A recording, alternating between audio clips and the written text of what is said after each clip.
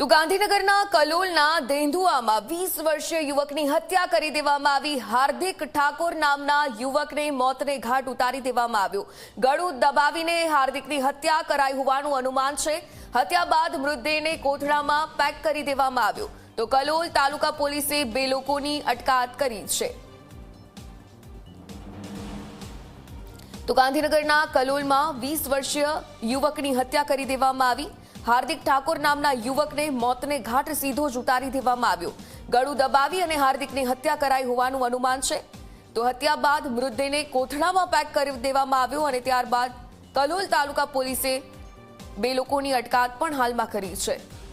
દુર્ગેશ સંવાદદાતા phone line પર જોડાયેલા છે। દુર્ગેશ, જે રીતે સતત ગાંધીનગરમાં અનેક આવા બનાવો જે હત્યા કરી દેવામાં આવી, શું પ્રાથમિક કારણ?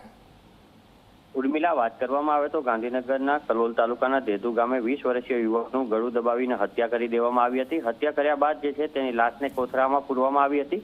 ખાસ હજી આ જે છે હત્યા પાછળનું પ્રાથમિક કારણ જે છે તે બ્લેકમેલિંગ હોઈ શકે છે, પરંતુ પોલીસ દ્વારા હજુ જે છે ઊંડાણપૂર્વક તપાસ ચાલુ છે અને ત્યારબાદ જ જે છે સમગ્ર હકીકત સામે આવશે। હાલ પોલીસે 2 લોકોને રાઉન્ડ અપ કરી વધુ તપાસ હાથ ધરી છે। કયા કારણોસર આની હત્યા કરવામાં આવી છે તે દિશામાં પણ તપાસ હાથ ધરવામાં આવી છે।